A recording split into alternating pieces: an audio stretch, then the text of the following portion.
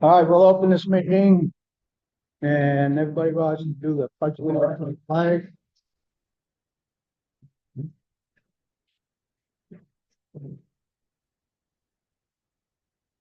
Pledge allegiance to the flag, United States of America, to the republic, for one nation, indivisible, with justice for all. Now, you can very, Sonia's not here yet, so who am I gonna turn this over? Wow. You want to sign in? Yes. Yeah. And thank you. No aliases. You can't use any aliases. Take all the fun out of this anyway. All right. Well, the village bakery is represented, we have two people from the village bakery. For pastry pushers in this. That's all forward. That's a volunteer. Just here to make the meeting sweet. You're the only one at this table. Look at Well, we won't be half-baked ideas. Hey, for that, we just hold on for one minute, Sure. and then if not, I'll take over. Okay, thank you. So it's over to them now, right? Yeah. You don't need just to pound on the table. No, not unless somebody gets out of the way. Yeah, it's quite awesome. Hello? I open meetings all yours. Good, so I don't have to do that. Thank you. Yeah. We're here this evening because, and I can't see any of you because I forget my glasses because I didn't think I'd have to be here till 7, so I apologize that I'm halfway here. Mentally anyhow. We are here tonight to talk about short-term rental. The board put together a ordinance, which I think is pretty liberal. And we're here to discuss anything that any of you may have if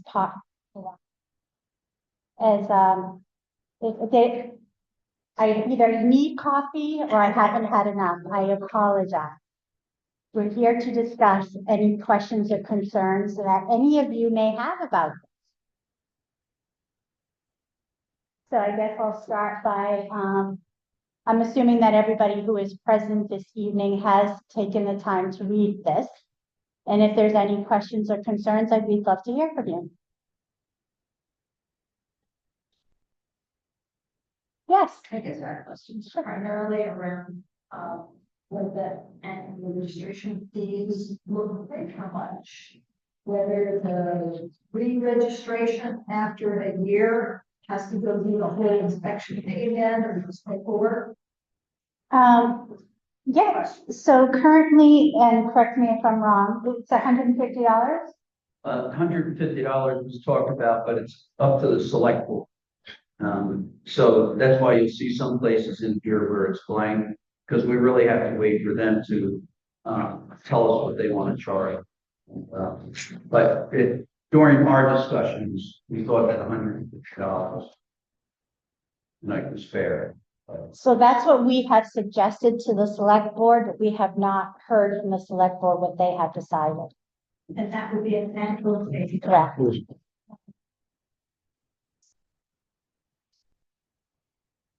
Must get more to re-register. Wasn't clear in the paragraph. Yep, because I think that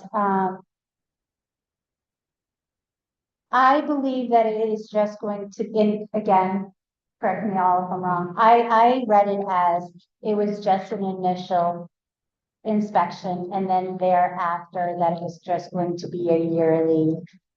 Have you been compliant? Have you done what you're supposed to do? Are you, and because it's pretty much a self-inspection, right? Did you see that? Pretty much it's a self. Were they given copies of Yeah. draft? Yeah. Haven't reviewed it now. Okay. Good job. Yeah. We have not yet publicly put out the, application yet, but on the application itself, there is a self-check. So you will be, eventually, after the first inspection, you will be self-inspected. Yeah, like, I apologize, it's the. Okay, with my, Like, do you have fire extinguishers? Do you have a safety exit plan? Do you have, fire extinguishers? What were the other things? properly identified with the street number being visible from the road. Yeah. Smoke detector. Smoke detectors, here it is, I have it in front of me. So the property is to properly be identified with a legal street number and visible from the road. That we have an evacuation plan in place, which we are asking for the evacuation plan and emergency contact and the occupancy limit. And what was the other thing we wanted on that? So by the door, you'll have your exit plan, you'll have, your contact information, you'll have your registration number. So the other things that we will, that we're asking for, so it was the legal address being identified properly, the evacuation plan, and you are also stating that you will comply with all life safety requirements and confirm after each guest stay is complete that the required smoke and or carbon monoxide fuel gas, if applicable, detectors are working in perfect order, and that they haven't been tampered with during the guests visit, that they haven't messed with it and taken out the batteries because they burnt something in the kitchen. You'll also state that you will ensure that the trash will be properly stored and removed a minimum of once a week. You will also ensure that the vehicle access is maintained at all times at times where the property is advertised, and that you have sufficient off-street parking lot if that is applicable to your Airbnb, or to your short rental rather. Two on the previous page also. Thank you.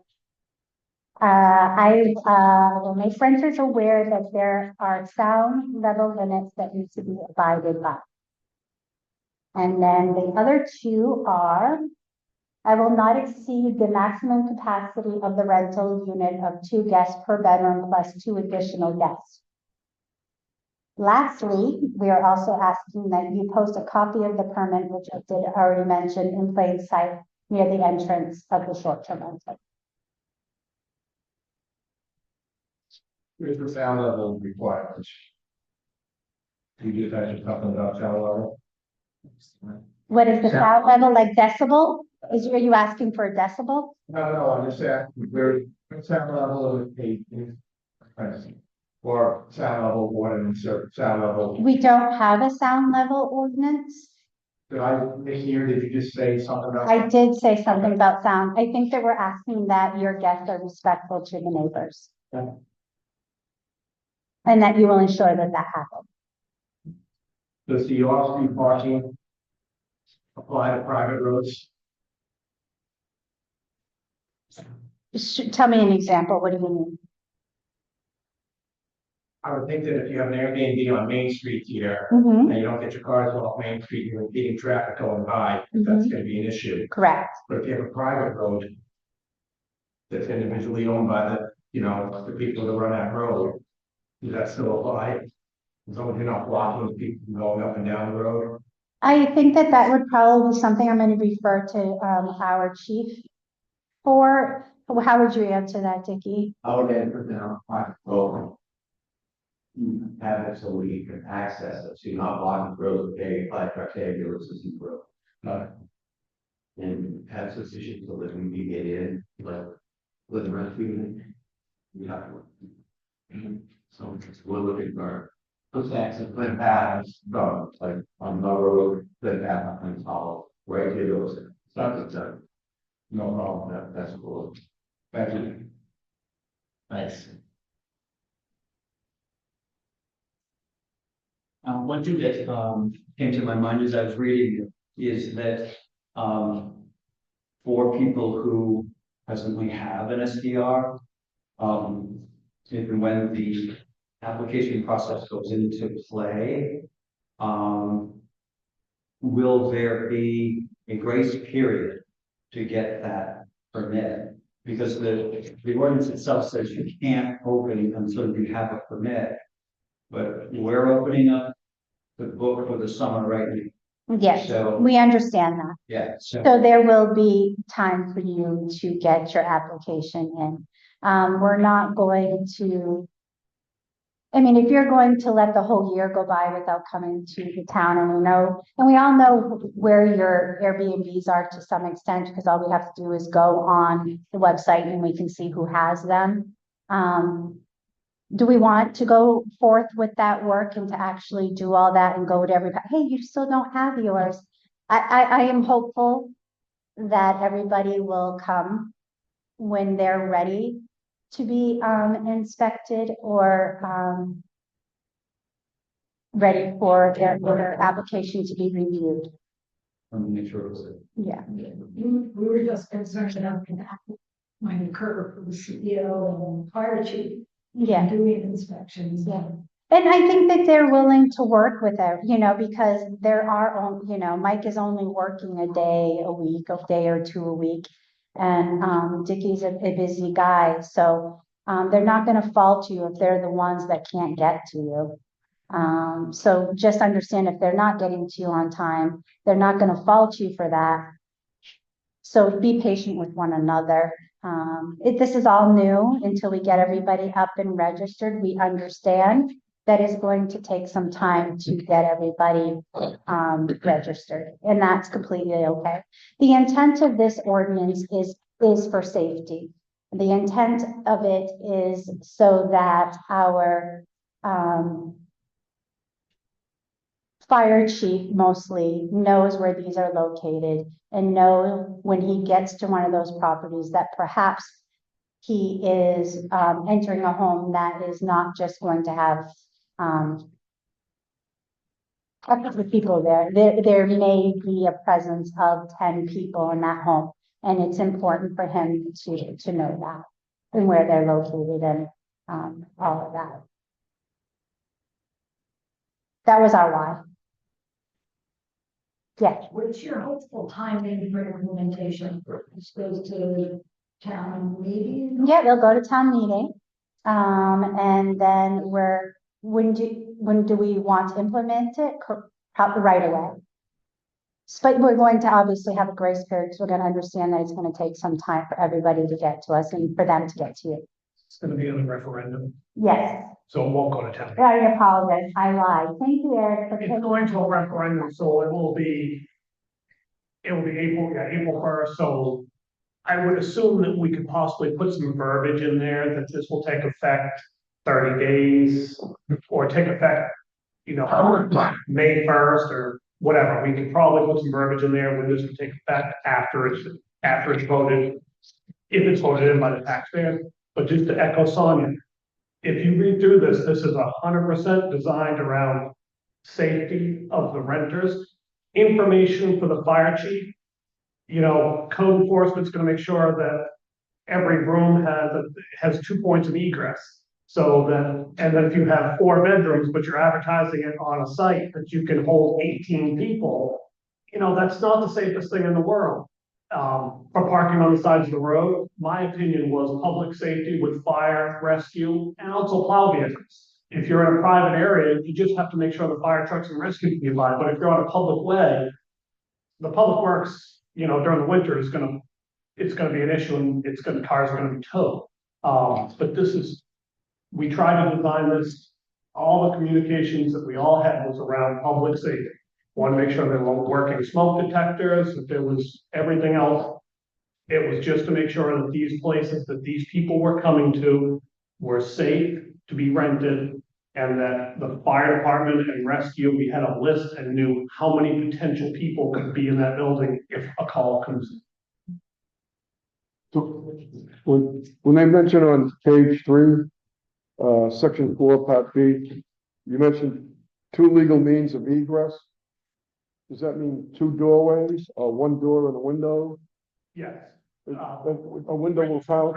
Points of egress, I believe there is a certain, after talking with Mike, that you can have a window can be a point of egress. Okay, If it's large enough, it has to be a certain amount of square inches for an egress window. So if somebody has a second floor bedroom, they have to have a window that's large enough for somebody to get out of, as well as a doorway for them to get out.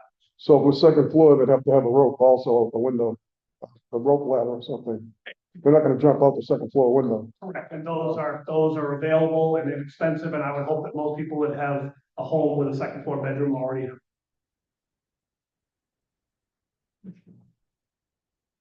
Probably an unfair question to ask you the public, but how receptive is the board of selectmen to your recommendation of $150? I think I think they're very receptive. They usually listen to us, Right, usually, not always. But most of the time they, Second, the re-up potentially wouldn't be as much as the initial. we did talk about that. We did talk about after, when you are going to be reapplying yearly, that perhaps we wouldn't go up to the 100, probably it would perhaps be less. I don't know. We don't know, but the most that we would like to charge is $150, because that's the figure we put out there. And we did mention, for renewal to be less. And I think we looked at it, that the amount of time it's gonna take the fire chief and the code enforcement officer potentially perform these inspections it's gonna be time involved. So there should be a fee involved. I don't think $150 one time is unfair, and the potential of a re-registration being a lesser amount every year, because you are potentially performing your own self-inspection. And you are answering the questions, and you are obligated to answer them correctly, and and I'm sure if there's complaints, if the fire chief receives complaints, or the code enforcement receives complaints, or there's cars parked on the side of the road and there are complaints, there would be the potential for a re-inspection, or a phone call, or a knock on somebody's door and then say, hey, guys, there's been 10 cars on the side of the road every weekend here, can we do something about it? But it's more public safety and time involved, and I would hope that, we can come to an agreement with this, recommending to the selectmen what the charges could be. And I don't think it's unfair either. I mean, it makes sense to me, and I understand the reason why the fee is there. I do think, though, that a lot of us in this room are not making a ton of money on Airbnbs or. I agree, but I do think that $150 a year, that the initial registration fee, licensing fee to be charged every year, could be investigated and possibly talked with the selectmen about, to have a. But we also don't want to promise that it's not going to be $150.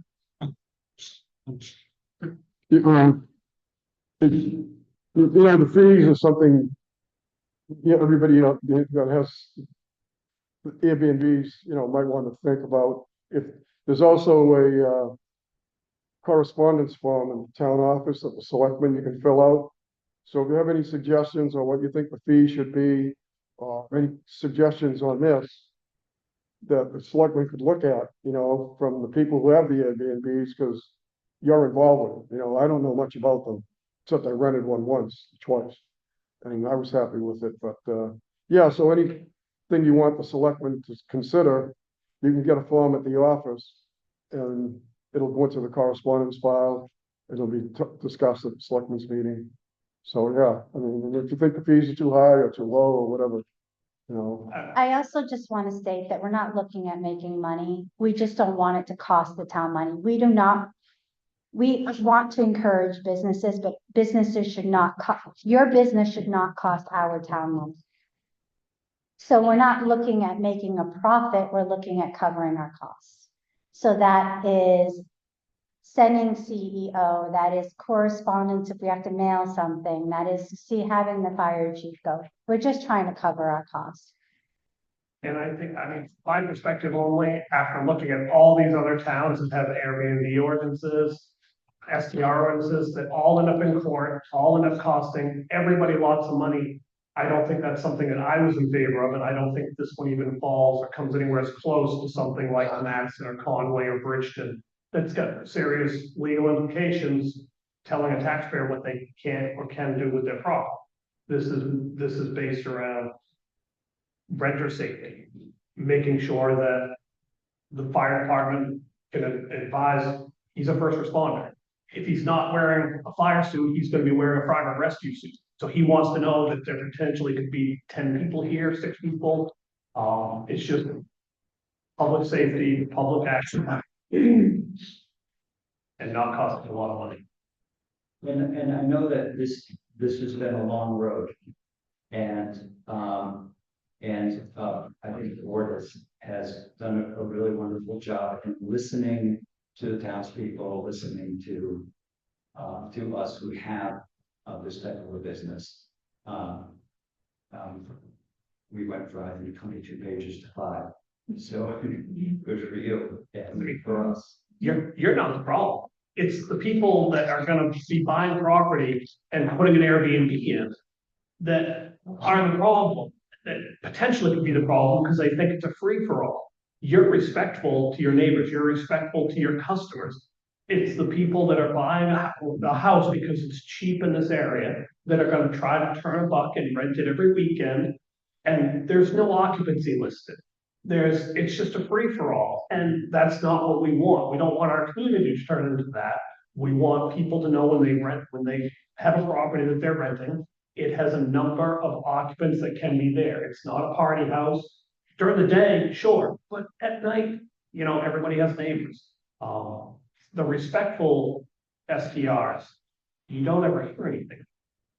It's the ones that are coming to town in the future. If we don't have something, it's just, they're gonna be a free-for-all. So I would like to sort of add on to what you just said. I do commend you guys for downsizing on kind of the whole idea of what you had before. I think that's great.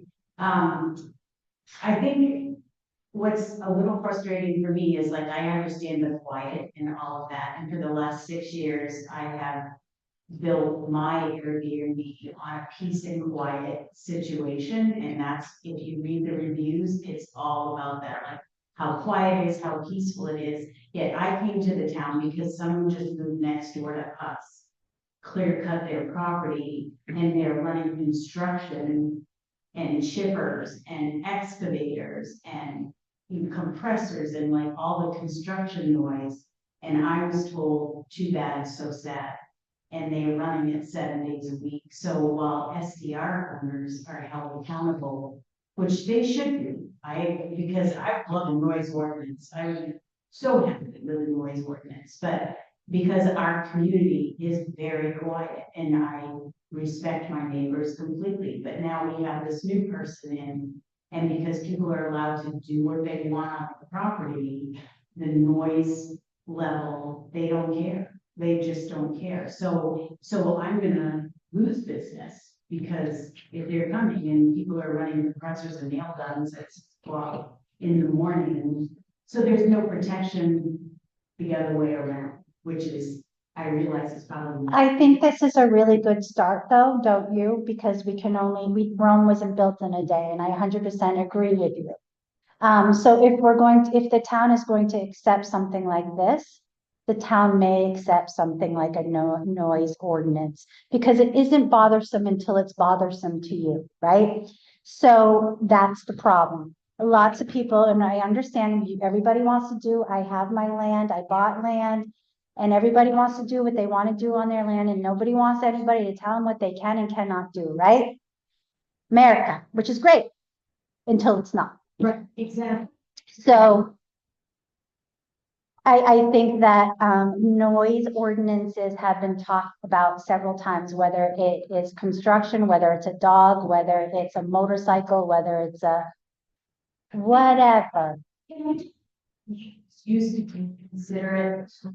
Mhm. Well, suddenly it's like, it's accepted as the norm to be disrespectful and have no accountability to that. But when we become, I mean, where else would we go? You can ask them to be nice. But if you start looking around town, it has changed so much in just the 10 years that I've been here. And I think that we're trying to protect Brownfield to be Brownfield. Right, but we're sort of known like town can't get along. One house is nice, the next house is falling down. Well, that's just that. Yeah, it's just like.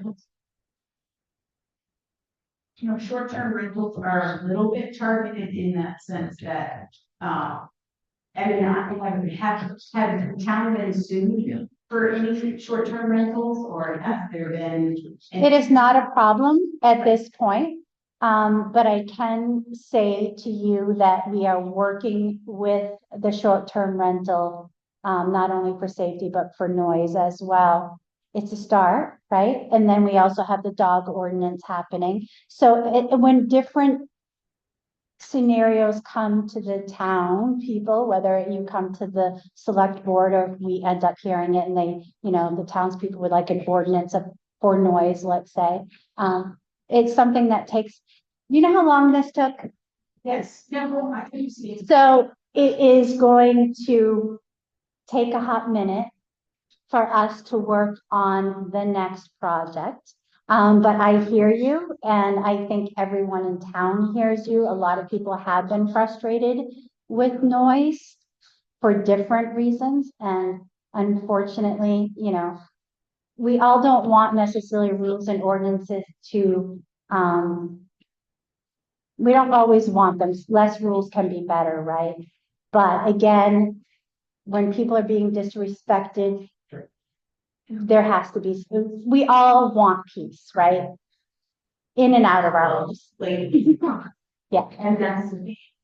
I just feel like, so I maybe we do everything we're supposed to do, and yet it's the reversal of someone, saying there's nothing to stop from doing this, so I'm gonna do it at 6 a.m.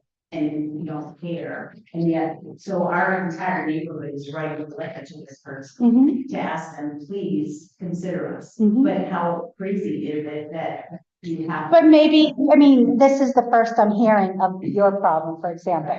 So great, why don't you submit a letter to the select board or the planning board saying a recommendation?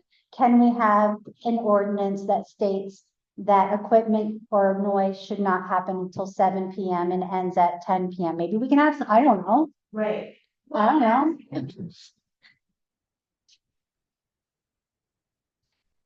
To get together to discuss anything, except for when it's in a sort of a tense meeting. And if there's a lot of people, no one wants to speak. They're uncomfortable, they don't want to speak in front. But I think that it would be more harmonious for the town if there were ways that we could have, or even if the planning board. Well, the planning board.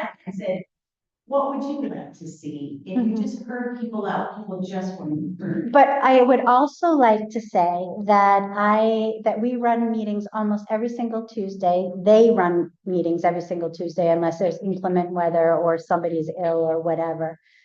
There's hardly anybody that shows up to any of those meetings. So if you want to be heard, go to those meetings. Yeah. If you want to have collective thoughts and ideas, go to those meetings. Because those problems will not be addressed unless you're heard. If you're only talking to your neighbors, we're not hearing this. So everybody is super receptive. I'd like to say something too about this. This is the start right here. Right, And if you give the town a whole book of stuff, they're not gonna pass it. right, It's happened That's over and over. absolutely. So that's one reason why they're not trying to do everything all at once. Mhm. If we have way too many rules, I'd be like, 20 pages, this is too much. So one problem at a time, but I think it's not a great problem, but I think I thank you for bringing it to the attention, and because I'm certain you're not the only one that is having that problem. I know I've only heard about mostly dog thing, but, it's Situation. We're, starting at like 6 a.m. and I drove there and got the name off of the truck and called the company. And I'm like, could you guys not start at 6 a.m.? And she's like, oh, we don't leave shop until 7. And I'm like, yeah.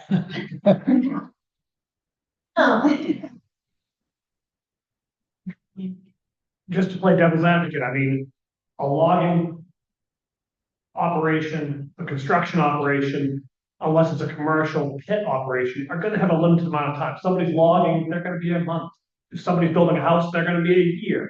If somebody moves in next to you and turns their home into an Airbnb, and it's a party house, it could go on for years and years and years. So I guess I understand the inconvenience of somebody logging next to you, somebody building a house next to you, cutting trees next to you, but to me, one has an end, one potentially doesn't have it. And this would just allow the people who are having the STRs to know that this house is not a free-for-all, and you can't have 200 people here all night. It's. Does that happen here? What? 200 people? We have had problems with Yes. Airbnbs. I mean, when you have a wedding event, That's, yeah. but when you have a wedding event and it's still going on at 12:30 in the morning, and it's loud music and it's. But that's not us. You hear about the good STRs you never hear about. But there are a couple that have caused, I mean, I live 5 miles from an STR that I could hear by stepping out. I would hear the scanner calls, I would step out, I could hear the STR 5 miles. So that to me is a problem for the person that lives 800 feet away. But the good STRs, to find STRs in Brownfield, I had to go on all these websites and count them up to find out how many roughly there were. And I don't know all the websites, but this is just more, wow, there's more than you think. And, to me, it's a public safety issue. It's when these firefighters have got gear on and a house is on fire, how many people potentially could they have to be pulling out of that house? The rescue.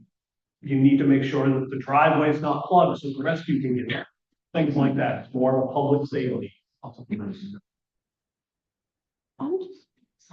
walk receiving up for on, so I There too. I went for one Airbnb, there was 50. Patty, So I wanted. do you have, like this? 60. You don't have this available yet for the public, though. You don't have this available yet. Public. All right, hold on. That's what you need to outside, right? You saw, whoops, circle the purple, yeah. This is not good. So we don't know, this is the, we don't, we have something. My call, I would very dark, but that I. He didn't have time.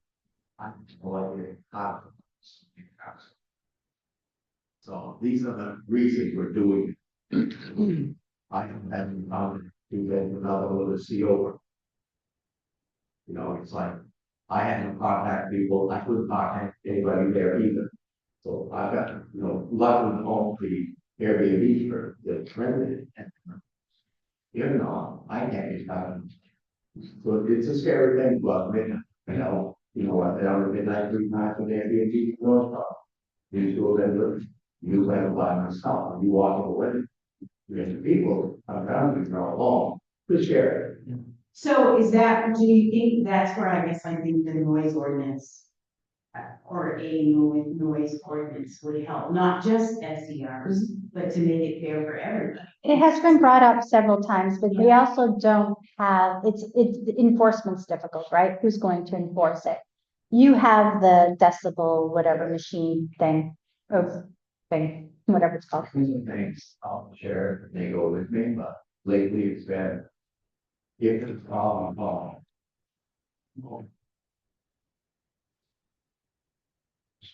so that's something.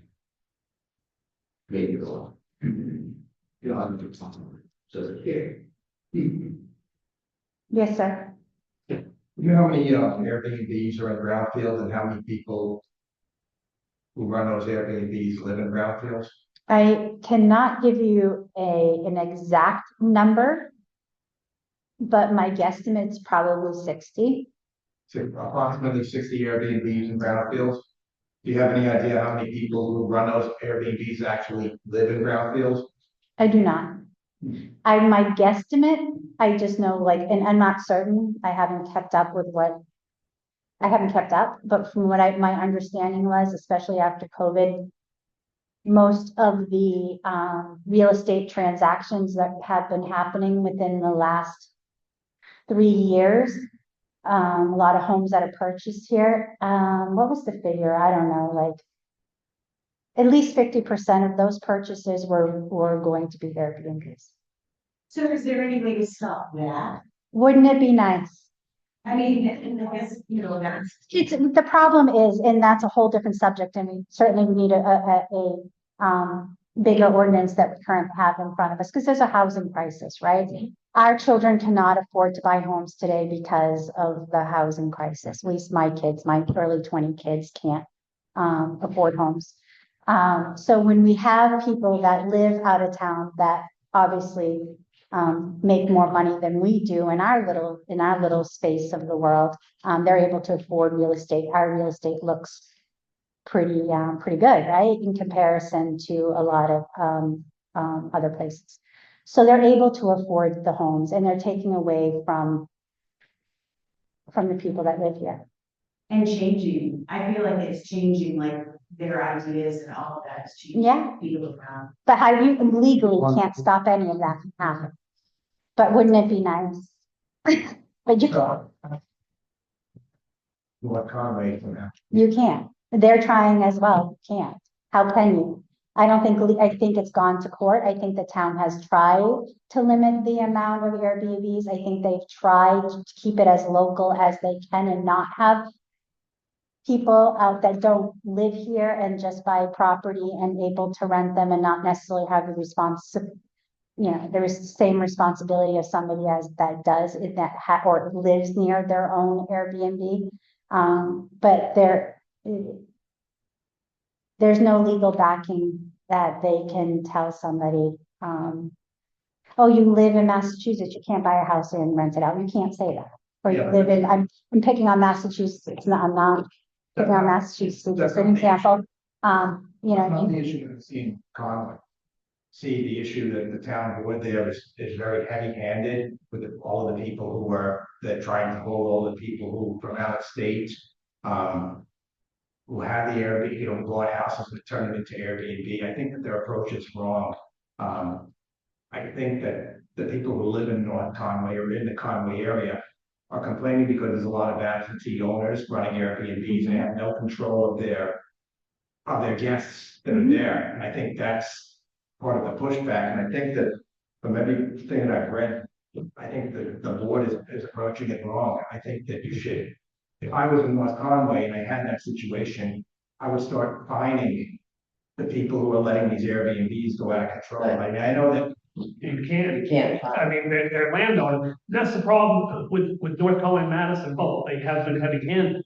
And they just, it ends up in court, and because of the heavy-handedness, they end up losing. And ends up going back to the drawing board again. That's why when this was drafted, it's not as heavy-handed. It's more just about notifying the town so that we can have an actual count. She says 60, I say 40. I say of that 40, 30 of them are absentee renters, which is 99% of the problem. I know several houses that I see a cleaning company at every week, and I know people are don't make enough money to have somebody come clean their house every week. So you know it's an Airbnb. They're absentee. I'm fine with that because they're not a problem Airbnb. All it takes is one on Pig Street, and it causes 10 neighbors to be angry because it's a party house. But still, this one here is not as heavy-handed as Bartlett, Conway, Madison. It's just a notification catalog, making sure people are safe. why can't you find the homeowner if this tenant is disturbing their neighbors? Because the homeowner is not in this town. A lot of these homes, like she said, were purchased by not residents of Brownfield, but potentially not even residents of the state of Maine. They purchase them, they rent them out 10 months out of the year, and set aside 2 months that they want to come up and go skiing in North Conway, because that's the problem we're in. We're marketed as 30 minutes from two ski areas. And that's why they can rent a house here for $1,000 a week. That's gonna cost them 2,400 in Bridgeton or 2,400 in Conway. Yeah, but that's not the question I'm asking. And I'm not being confrontational, I'm just trying to get to, the question I'm asking is, why can't, regardless, doesn't make a difference where the homeowner is for that property. It does make a difference if they're in Massachusetts, if someone from Massachusetts buys a property in Brownfield. And they're Airbnb, they're running a remote Airbnb, and that Airbnb is disturbing everybody else because they're not controlling their tenants. Why can't you find that homeowner? Who's gonna collect the money? We have to, exactly, we have to go to court for it, because what happens is, I call the cops on my loud neighbor next door who's an Airbnb. I call him this weekend, it's people from Connecticut up here renting the Airbnb. He warns them, they quiet down, problem goes away. Next weekend, it's some people from New York. So, and there's nothing on the door, which this is asking for, with a contact. So when the sheriff's department shows up every weekend that there's a problem with that home, it's a different person that they're giving a warning to. And there's no they can say, oh, well, I rented off such and such company out of Billerica, Massachusetts. It's not the guy that lives next door, the homeowner's not on site. It's not that type of thing. The sheriff's department talks to somebody different every time there's a noise complaint. And this will make sure that when the sheriff's department, the fire department, the rescue department, they show up, there is a plaque, a sign, a license on the door with contact info or who are responsible persons. I don't care if the person lives in Florida. There needs to be somebody that can come and be a responsible person that's available to be contacted if there is a CO2. And those people have to be evacuated from the house and put someplace. The fire department, the rescue needs to be able to notify the person's name who's on that door. So can you take away their license then if they are habitual offenders? I mean, like, or does that not? Let me tell you my rest, turn away from my Airbnb. I spelled it out in my Airbnb. I mean, I'm a pretty relaxed guy, but I'm on site. Before you leave, just before anybody leaves, this is a copy of the warrant with 8 articles.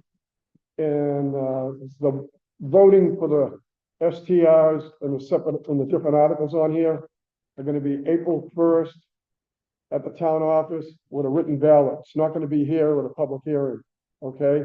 So April 1st, when people vote on this, there'll be 8 articles total. One of them being short-term rentals, the dog ordinance, and it'll be at the town office with a written ballot. It won't be an open town meeting. Okay, and it'll be from 8 a.m. to 8 p.m. So everybody knows, where to go and when it is. April Fool's Day. No worries. That's okay. Thank you.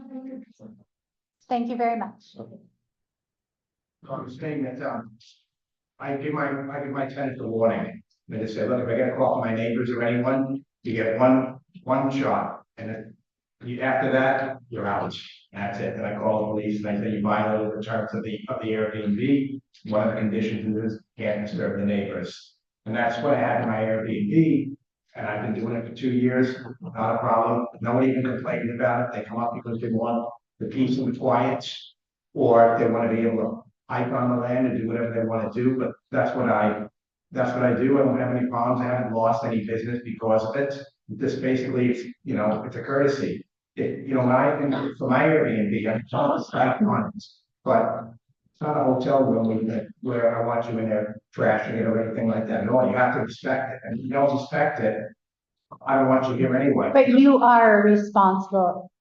SDR, right, and not everybody. Some Airbnb renters are not responsible. They're just looking to keep the security. They don't, if they trash the house or break the table, they'll just keep the security deposit and tell people they're out of luck. And you're a responsible Airbnb renter. And you will go by an ordinance, if it's voted in, you will go by it. Because you're a responsible Airbnb owner, because it's very similar to what you're already asking your tenant to do. You're just gonna have to maybe put a piece of paper next to the front door that has your name on it and a license number.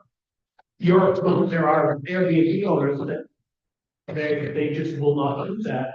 And if there's an issue at 10 o'clock at night, they're not gonna answer the phone. There's not a responsible person that can come and take care of something because they're a remote area. Cleaner that comes in after they leave, and that's it. If you look on page 5, That's exactly, I was gonna say that, because, this one, and I'm looking at number C, over there, is that designed to address? 5B and 5C, Sorry, 5B and 5C. okay. So this is, So we're trying to address that in there, and I think it does a pretty good job of explaining. yeah, it looks pretty, this is kind of what I was looking for, so this is for the owner of the home, whether, because this Correct. find the owner of the home. Okay, I think if you do this, you will eliminate the problem that you had in North Conway. Because I don't think they, you know, it says a lot, why not just find a homeowner?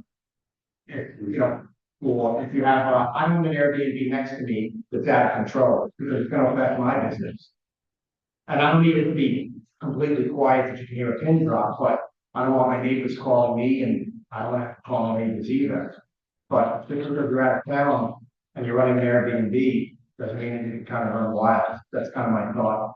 So it looks like you have it addressed here in this, but just curious about that, because it doesn't seem like it was addressed in North Conway at all. I don't disagree with you, and I don't think that this was drafted to make people not have Airbnbs in the town of Brownfield. Yeah. It was drafted to make sure that they run Responsibly. like yourself, they run, That's and it. if you already run a responsible Airbnb, it could potentially cost you $150 to register it and print out, and we'll give you a piece of paper that you can tape up on the door. That's it. It's not just, it's more, she says 60, I say 40. We don't know. But you're gonna get more people in here.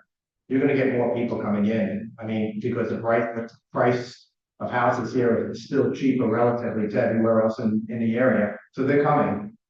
You The know, house across the street from me just sold. I was petrified it was gonna be an Airbnb, yeah. you know, because I didn't wanna have to Yeah, have somebody from Connecticut buy it and turn it into an Airbnb just so they can come up and go skiing 2 weekends a year and rent it out to the other 50. you have to come up with a window and force five being in 5G. You do that, you have to solve the problem. Because if they get a miscellaneous $2,500 fee or $1,500 fee, then it's on the onus is on them to come up here and say, okay, well, we weren't, and you know, we weren't doing it. How do you do that? You've got this person, you know, they'll go back to their tenant at the time and say, okay, I just got a fine because the state, someone was renting and making noise, and they should put the ordinance in their Airbnb or under agreement saying, hey, you can't do this, you can't, you know, you disturb the neighbor more than once, you're gonna get fined, and that's it. And that's just like, it's the same if you go to a hotel and you know, and you disturb the people that just they're not gonna hotel. And no difference if it's. But this is not making 10 rules or regulations or anything like that, it's just, It's turning it into a hotel. When you go to a hotel, it says MAC occupancy, phone numbers on the front door when you walk into a hotel, so that rescue personnel know how many people could potentially be there and potentially. And I also think that your renters are going to really, I know that as if I'm renting an Airbnb and I see that they have some sort, I'm not gonna call it an occupancy permit, but if they have a registration and they have an evacuation plan and they have how many people are allowed in there and they have all that listed, I'm gonna be like, all right, rock on to that owner of that home, because I'm gonna feel safer. I'm gonna feel like this isn't just, yeah, right, that you care. I think that it's also going to benefit you, I think, as a short-term renter, that the town is approving or registering your property, to make sure for your guest safety. That's my feeling about Whatever. Puts you on a safety. Yeah. It also gives you the guidelines.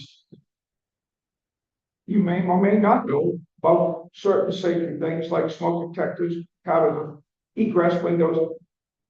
So that everyone understands what the rules are, what the laws are, and how to run it.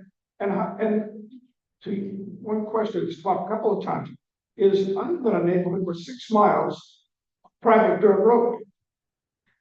We got 3 of these Airbnbs. Now, somebody comes in for the weekend with four-wheelers and want to tear it all up. We spend per household $450 a year to maintain the road. So it's also the way it's advertised. As long as it's advertised, you'll have 1 or 2 that'll give you trouble no matter what you do. And that's what the regulations helps us weed out. It's not something to harass people.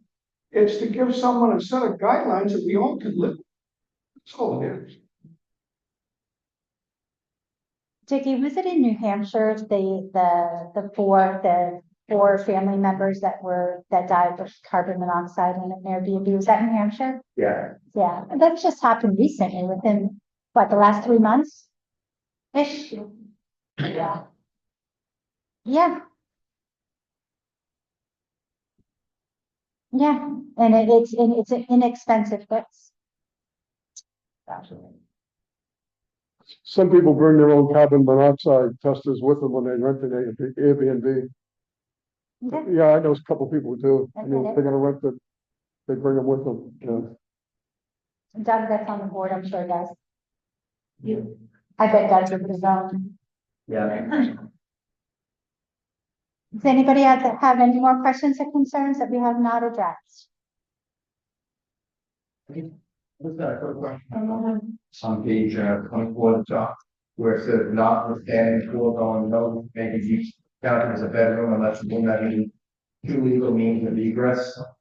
I'm sorry, can you tell me where you are again? Page, the top, very top of page 24.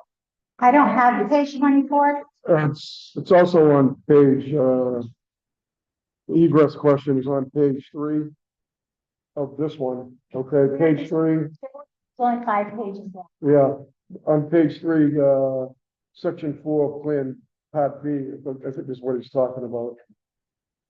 And I asked a question about the egress and window counts on B rather, right at the bottom. He's questioning about the 2 legal means of egress. Okay. Guests shall be admitted to an intimate 2 guests, age 2 or above. Page 3, or page 7? Okay, I'm sorry. Okay. Yeah, I mean, I've got it up to 4. So probably suggesting if we're gonna jump out a second floor window, you should have a roll plan. About occupancy limit. Oh, well, that would be the one above it, or below it. Well, let's see, emergency things contact. Yeah, well, occupancy limit's the same thing.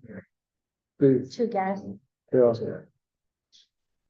Do you want me to say this? Warrant, not, yes, page 24 of the warrant. I was like, I don't have a page 24. Sorry. It's okay. I think you do this. That's certain. It's a 30 square. Yeah. So there's 2 double doors. So I think.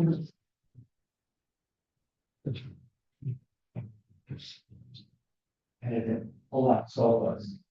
Main filters food. So when you 2 main doors that go into that, count as the egress for that room going in. Well, that's just. I don't know if you get it. Yeah, so good. Or move. Thank you. Thank you. nice, thank you. Yeah. So the living room is in the main part of the house. The living room is the main part of the house. Are there so 2 exterior doors? Yeah. And they don't understand. This is You should always focus to get it all season long, it's all season, they're shoveling. Yeah, maybe you can access those two from the living room. Yeah. That's what you want to be, Chris. Okay. Just to walk out, and walk on that. And walk on the race with it. It's very important. You walk out. We turn it over. Walk into that. No, that's true. The two bedroom inside, have in there, two windows in each bedroom, and that, so that. It was like, it was like, it's like. Just think that's something. Correct.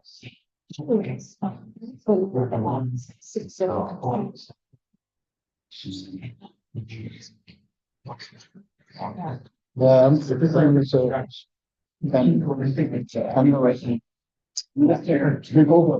Oh, the town. Oh, that. Oh, no, that's, yeah, that.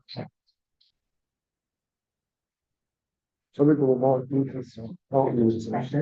I think, well, I Dicky, Cindy, with, there's four there. There's a woman, that's like seven. And then there's another couple of that, so there was 9 people.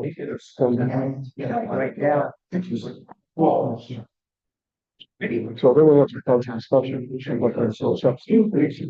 Right, so yeah,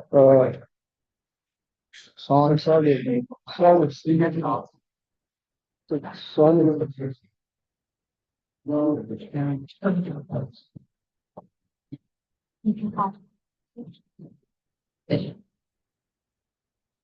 okay, Shannon, yeah, if they want to have a private discussion, they can have that, but we, then adjourn.